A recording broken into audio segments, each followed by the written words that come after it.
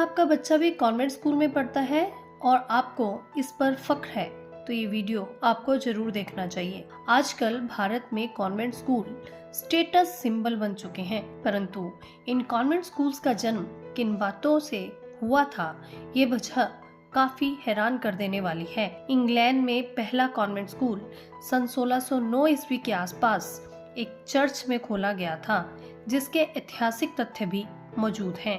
आपको बता दें कि करीब 2500 सालों से यूरोप में बच्चे पालने की परंपरा नहीं थी। बच्चा पैदा होते ही उसे एक टोकरी में रखकर लावारिसों की तरह छोड़ दिया जाता था। अगर उस पर किसी चर्च के व्यक्ति की नजर पड़ जाती थी तो वह बच जाता था, और अगर नहीं पड़ती तो उसे जानवर खा जाते थे। अब यूरोप में भारतीय समाज की तरह विवाह संबंध तो नहीं थे, जिसमें रिश्ते को एक जिम्मेदारी की भावना में बांधा जाता है। परिवार वृद्धि या वंश वृद्धि के लिए बच्चे को जन्म दिया जाता है। माता पिता अपनी संतान का पालन पोषण जिम्मेदारी से करते हैं। यूरोप में लिव इन रिलेशनशिप के अंतर्गत जो भी बच्चे जन्मते थे यानी कि नाजायज होते थे, उनका पालन पोषण जब समाज के लिए एक समस्या बना, तब इससे निजात पाने के लिए कॉन्वेंट स्कूल का जन्म हुआ। ऐसे नाजायज जो छोड़े हुए बच्चों को रखने के लिए यूरोप के राजाओं ने या सरकारों ने कुछ संस्थाएं खड़ी की, जिनको कॉन्वेंट स्कूल कहा जाता है।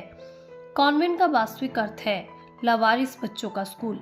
कॉन्वेंट में पढ़ने वाले बच्चों को माँ बाप का एहसास कराने के लिए वहां पर पढ़ाने वाले अध्यापक को मदर, फादर, ब्रदर और सिस्टर कहा जाता है।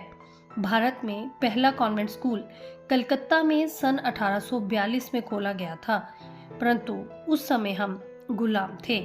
किंतु आज की स्थिति से तो आप अवगत ही हैं। अब सोचना ये है कि क्या भारत जैसे देशों में भी इन कॉन्वेंट स्कूल्स की जरूरत है? क्या यहाँ ऐसे कोई नाजायज बच्चे हैं जो समाज के लिए समस्या बन चुके हैं और जिनसे निजात पाने के लिए कॉन्वेंट स्कूल चलाए जा रहे हैं? नहीं, भारत की स्थिति यूरोपीय स्थिति से बिल्कुल भिन्न है। इसके अतिरिक्त इन स्कूलों में केवल ईसाई धर्म का प्रचार प्रसार ही होता है। किसी और धर्म के बच्चे को अपने धर्म के नियमों के पालन में प्रतिबंध लगा दिया जाता है। इस तरह से आप मात्र अपनी संस्कृति से खिलवाड़ ही नहीं कर रहे, बल्कि अपने अस्तित्व को चुनौती देने का काम भी कर रहे हैं। अब सोचना आपके हाथ है कि हम इस समाज को, अपनी संस्कृति को किस दिशा में लेकर जाना चाहते हैं और अपने धर्म के प्रति अपनी जिम्मेदारी को किस रूप में निभाना चाहते हैं। इस तरह की और जानकारी के लिए जुड़े रहें हमारे चैनल वाइब्रेंट ट्रेंड्स के साथ और इसे लाइक, शेयर और सब्सक्राइब करना ना भूलें।